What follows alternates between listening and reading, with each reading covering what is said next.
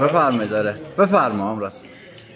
ای به نام خداوند پیروزگر، خداوند دیهیم و فر و هنر، خداوند بخشنده کارساز، خداوند روزی ده و نیاز،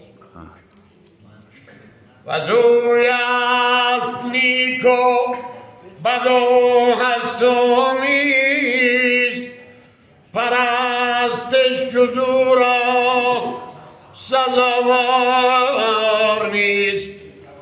و زویم امید و زویم هراس، و زو دارم از نیکویی ها سپاس.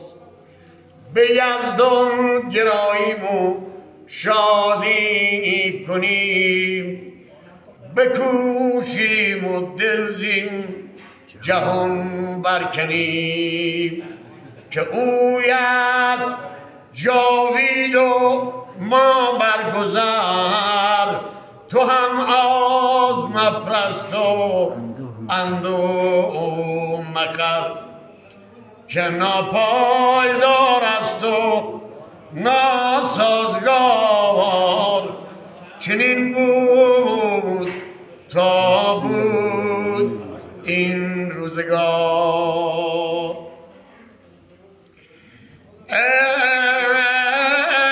ای هوا پرخروش و زمین پر ز جوش، خنک آن که دل شاد دارد به نوش. درم دارد و نقل و نان و نبید، سر گوسفندی تواند برید. مرا نیست این خرم آن را که هست، ببخشای بر مردم تنگ دست. نگه کن سحرگاه تا بشنوی سخن گفتن بلبل از پهلوی. کسی را چه داند که بلبل چه گوید همی، به زیر گل اندر چه موید همی. همی نالد از مرگ اسفندیار، ندارد به جز ناله زو یادگاره.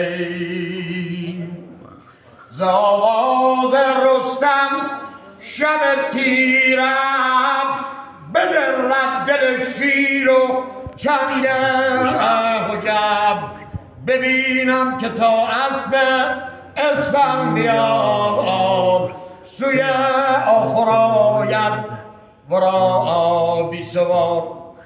و یا باره رستم جنگ جوی، بیوان نهد بی خداوند روی.